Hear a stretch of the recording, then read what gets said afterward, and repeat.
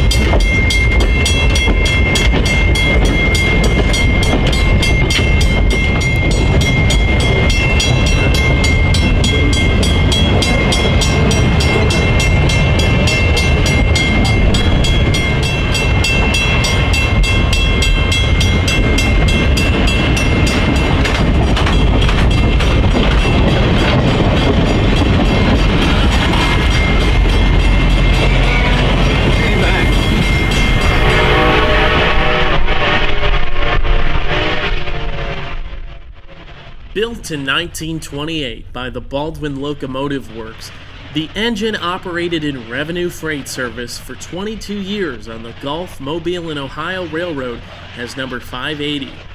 Quickly after retirement, it was purchased by Paulson Spence as part of his Louisiana Eastern Railroad. The engine was renumbered to number 4 and later to number 2 as part of a large collection of steam engines hauling freight trains. 425 was then purchased in 1962 by Malcolm Ottinger and became the main power of the Valley Forge Scenic Railroad of Kimberton, Pennsylvania.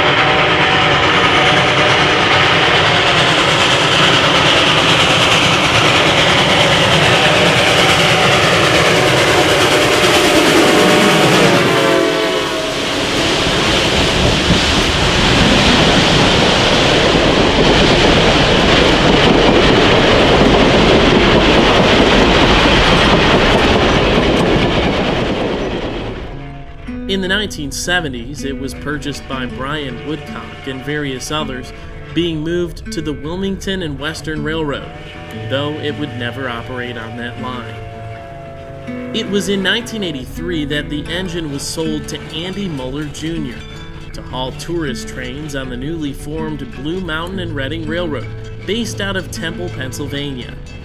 The engine made many runs on the 26-mile short line, as well as a few trips on the main line. Later on, the number 425 was joined by Reading T1 2102 in 1987. The Blue Mountain in Reading became much larger with the purchase of nearly 300 miles of former Conrail trackage throughout the early 90s. The railroad was renamed to the Reading, Blue Mountain, and Northern, often shortened to the Reading and Northern. In 1995, both names officially merged. Today, the RBMN operates not only steam, but diesel excursions as well. On the Lehigh Gorge Line, excursions from Jim Thorpe to Hometown are a daily event, being pulled by the railroad's recently rebuilt GP39RNs.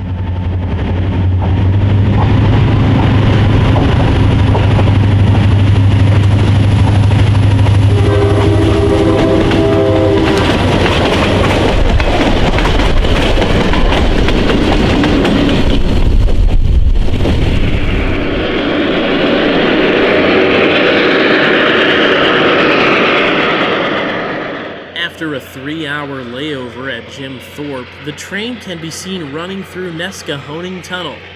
Listen to the roar of the exhaust as the locomotive slips after exiting the tunnel.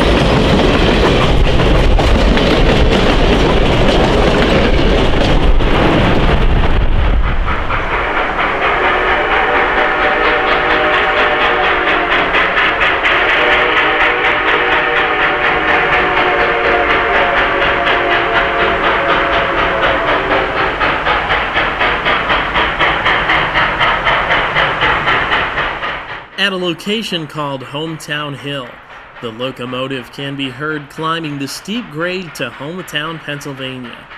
Hometown Hill is one of the most difficult locations for the 425 to navigate, especially with a long, sold-out passenger train.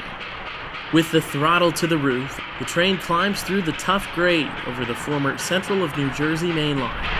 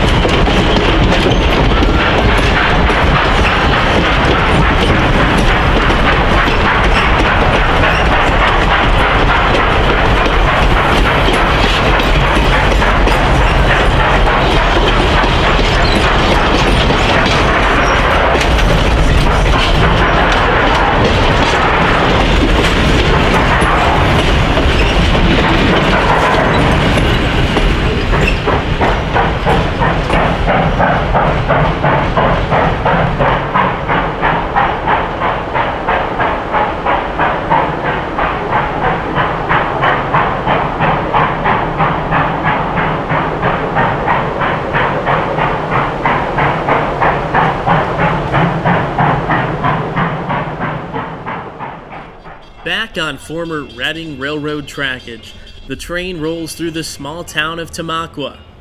We would catch the train running track speed one more time, just outside of Port Clinton.